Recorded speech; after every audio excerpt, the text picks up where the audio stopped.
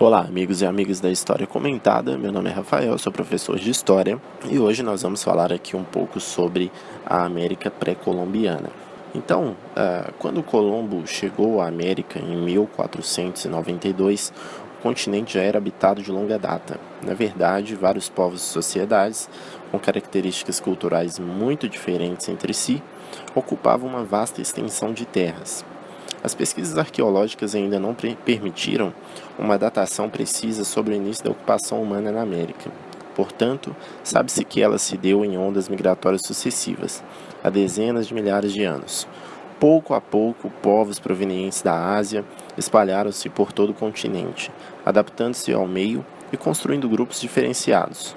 O que isso quer dizer, pessoal?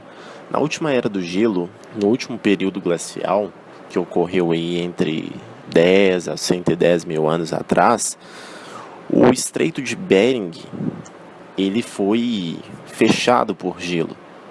Quer dizer, aquele estreitinho lá entre a Rússia e o Alasca, ele foi coberto por gelo. Então, vários nômades ali que saíram da Ásia e foram se aventurar por aquelas terras, eles acabaram adentrando na América, tá?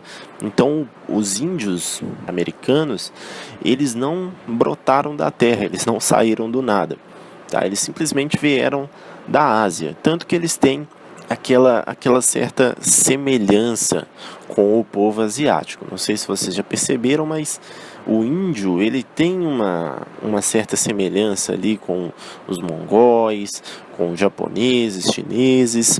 Então, por aí você vê que tudo isso faz sentido, né?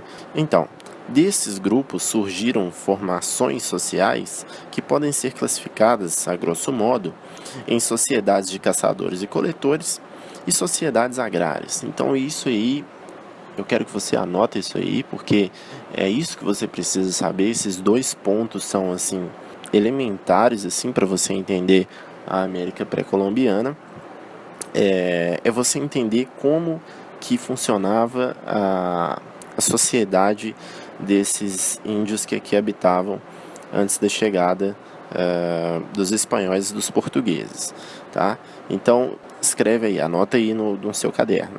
Eles eram caçadores e coletores e sociedades agrárias. Então, eram sociedades de caçadores e coletores e sociedades agrárias.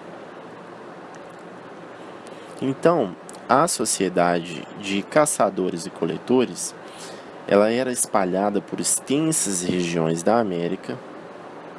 Tá? As principais fontes de subsistência desses povos era a caça, obviamente, a pesca e a coleta de frutos e raízes. Empregavam utensílios de pedra e madeira, desconheciam os metais, organizavam-se em tribos e confederações de tribos, algumas de curta duração. São exemplos dessas sociedades os aruaques e tupês-guaranis do Brasil, os caraíbas das Antilhas, os patagônios, os araucanos do sul do continente, os iroqueses e os siouxes da América do Norte. São dois pontos: caçadores e coletores e sociedades agrárias. Então, caçadores e coletores, já falei. Agora vamos para as sociedades agrárias. Materialmente desenvolvidas e rigidamente divididas em camadas sociais, as sociedades agrárias foram assim classificadas pelo seu complexo sistema de exploração agrícola. Uma das características de sua estrutura econômica era a inexistência de propriedade privada. Olha aí que interessante. Então eles desconheciam a propriedade privada, tudo era comum a todos, ninguém acumulava nada, não existia lucro, não existia ideia de comércio para lucrar, nem nada disso. Tudo era comum a todos, tudo era de todo mundo.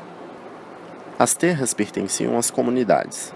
Em geral, o Estado controlava a produção e as aldeias, coordenando obras coletivas, entre as quais a construção de arquedutos, diques, fortalezas, templos e etc. Por terem alcançado tal desenvolvimento, as sociedades agrárias dominavam as comunidades vizinhas, das quais exigiam tributos e prestação de serviços. Esses serviços transformaram-se em uma forma de trabalho coletivo obrigatório, a mita, que era realizado para o grupo dominante.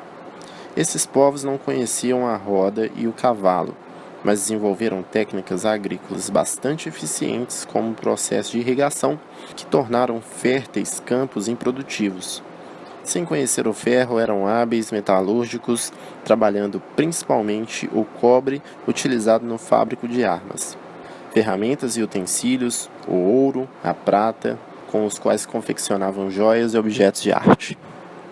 Maias, astecas e incas são exemplos de sociedades agrárias.